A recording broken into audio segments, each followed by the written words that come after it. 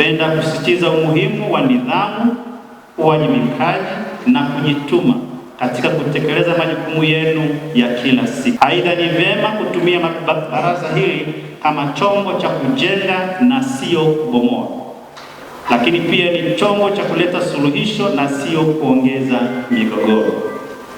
Ni wajibu wa management kusikiliza na kuzingatia maoni ya wafanyakazi, kuboresha mazingira ya kazi na kuhakikisha haki na usawa vinazingatiwa wakati wote.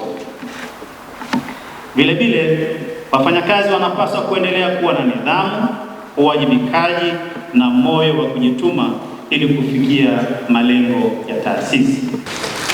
Na ni vizuri kwa kutumia mabaraza kama haya yalianzishwa kisheria. Ni kwa sababu hamwezi kuendesha shughuli juu huku mkasahau kama kuna watu wengine wanaofanya kazi pamoja na management. Hakuna management yoyote itakayoweza kufanya kazi bila kuwepo na ushirikiano kama ulioko wa wafanyakazi wote. Na kama tunavyoomba kila siku, changamoto katika maisha ya binadamu hazikosi. Yaani hazikosi, hiyo ni jambo la kawaida. Lakini siri ya changamoto ni kule kushirikiana. Jamani, kuna changamoto hii tuifanyeje? Maana busara ya binadamu yoyote ni kuweza kushirikiana katika kutatua matatizo yanayohusu sehemu wanaoishi. Tuliendelea kufanya hivyo, tumefanya sensa ya kidigitali, tunaendelea kufanya tafiti kidigitali, lakini pia tumeanzisha kituo cha uvumbuzi na uchambuzi, na kituo hiki tunaamini kabisa pale watu wanavyoongelea big data, hizo advanced analytics zote zitaweza kufanyika pale.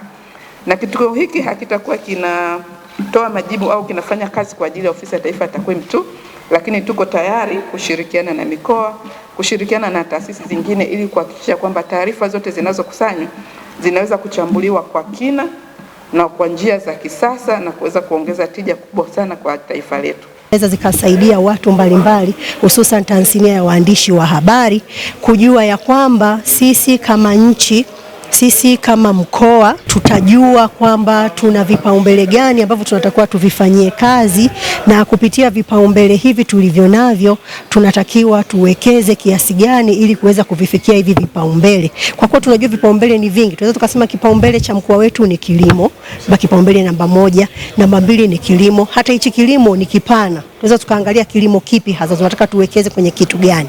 Kwa hiyo hata bajeti ambayo watakapoenda kuiendea au kuiandaa iende ikaguse kile kipaumbele ambacho kinaonekana ni cha muhimu kuliko vyote ni vya muhimu, lakini kile ambacho ni cha kwanza kabisa kuliko vile vingine. Kwa hiyo waandishi wa habari watasaidia pia kutangaza hivi vipaumbele hata kwa mwananchi wa kawaida aweze kujua kwamba hata kama ana mahitaji mengi. Sisi kama watendaji tunategemea takwimu rasmi ili kuendelea kufanya mambo, kusimamia huku mambo yaende, hasa maendeleo. Na takwimu rasmi zinatoka NBS.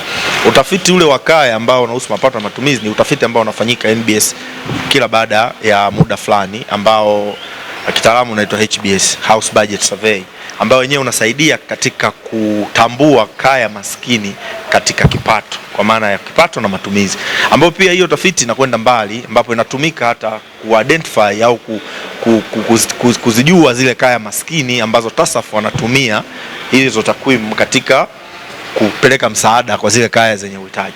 Kwa hiyo ni utafiti ambao wa muhimu sana katika kujua watu wetu kule wana hali gani, na pia katika kujua maendeleo yawe centered maeneo gani kule ambako watu wanatoka kabisa. Kwa hiyo tukijua zile kaya ambazo zina kipato cha chini, kwa maana kipato na matumizi, ni rahisi hata kupeleka maendeleo na kupeleka kama mnavyojua sasa hivi kuna mikopo hii ya 10% ambayo ni 442 kwa maana kina mama, vijana na watu wenye ulemavu. Kwa hiyo inasaidia pia kujua zile kaya ambazo zina uhitaji na watu wenye uhitaji, kiasi kwamba sisi kama halmashauri tunatakiwa tuwashawishi na tuwaelezee faida za hii mikopo. Kwa hiyo tunawa-identify kutoka kule na tunawapa hii mikopo ili kujikwamua. Kwa hiyo ni utafiti ambao unategemewa sana katika taifa letu ili kupeleka maendeleo.